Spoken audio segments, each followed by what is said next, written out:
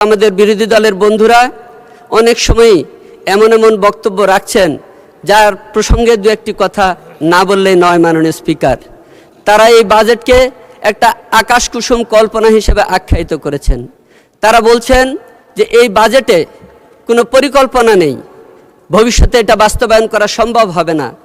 আমি বলতে চাই যে তারা ভুলে গেছেন দীর্ঘ 17 বছর লড়াই সংগ্রামের মধ্য দিয়ে এই দেশে গণতন্ত্র পুনঃপ্রতিষ্ঠিত হয়েছে।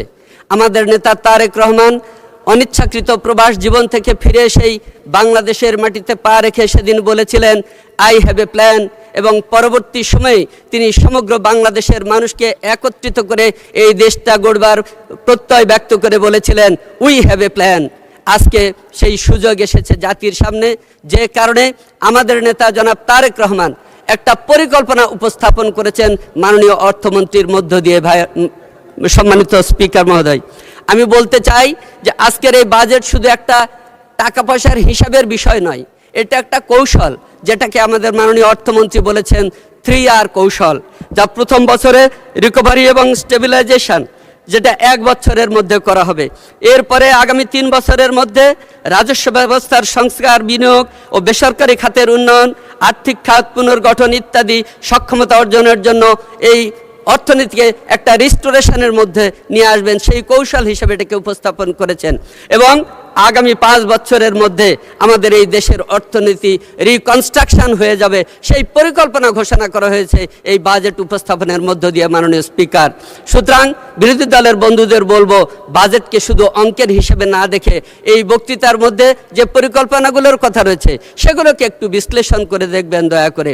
আপনারা কেউ কেউ বলার চেষ্টা করেছেন এই বাজেটটা কি চানাচুর মার্কা বাজেট, এই চানাচুর খেতে ভালো লাগে কিন্তু পেটের অসুখ হয়। আমাদের গ্রাম দেশে একটা প্রবাদ রয়েছে, সবার পেটে নাকি ঘি হয় না। এই ভালো বাজেট আপনাদের পেটে হয়তো না সহ্য হতে পারে, জাতি কেউ প্রত্যাখ্যান করেনি মাননীয় স্পিকার, জাতি বরং এই বাজেটকে স্বাগত জানিয়েছে। আমি এই বাজেটকে দেখি নানাবিধ মূল্যায়নের মধ্যে দিয়ে আমাদের সম্মানিত সংসদ সদস্যবৃন্দ প্রায় সবাই সে কথাগুলো বলেছেন। আমি শুধু এটুকু বলবো, একটা জাতিকে চিনবার উপায় হচ্ছে সেই জাতির মধ্যে সেই দেশের নারী এবং শিশুদের সুরক্ষার জন্য সেই দেশের সরকার কি ব্যবস্থা গ্রহণ করে, এইটা দেখবার মধ্য দিয়েই একটা জাতির ভবিষ্যৎ দেখা যায়। এই বাজেটে মাতৃত্বকালীন সুবিধা এবং মা ও শিশু পুষ্টি খাতে বরাদ্দ বৃদ্ধি করে সেই নির্দেশনা দেওয়া হয়েছে, যা দেখে আমরা আশ্বস্ত হতে পারি। মাননীয় স্পিকার, সবচাইতে গুরুত্বপূর্ণ বিষয়, আমাদের দেশের সংখ্যাগরিষ্ঠ মানুষ এই বাজেটের অঙ্কের হিসাব বোঝে না।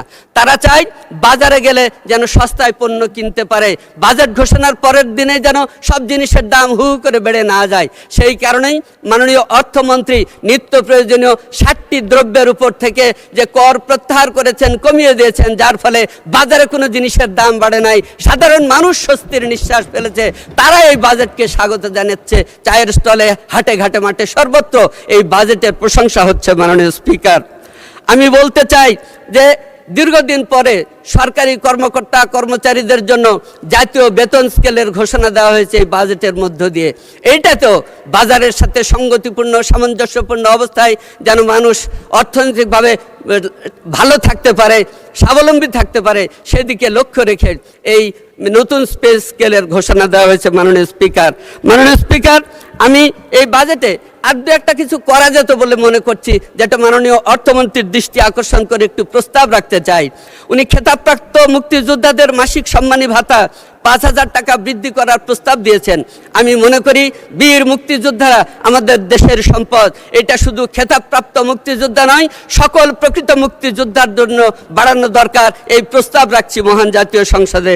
আমি এই ফ্যামিলি কার্ড সম্পর্কে এটুকু বলবো, ফ্যামিলি কার্ডের জন্য সারা বাংলাদেশের মহিলারা কিন্তু উন্মুখ হয়ে চেয়ে রয়েছে। তাই এর পরিধি বৃদ্ধি করে অন্তত এই অর্থ বছরে আরও দ্বিগুণ পরিমাণ করা যায় কিনা সে ব্যাপারে একটু চিন্তা ভাবনা করার জন্য আমি মাননীয় অর্থমন্ত্রীর দৃষ্টি আকর্ষণ করব।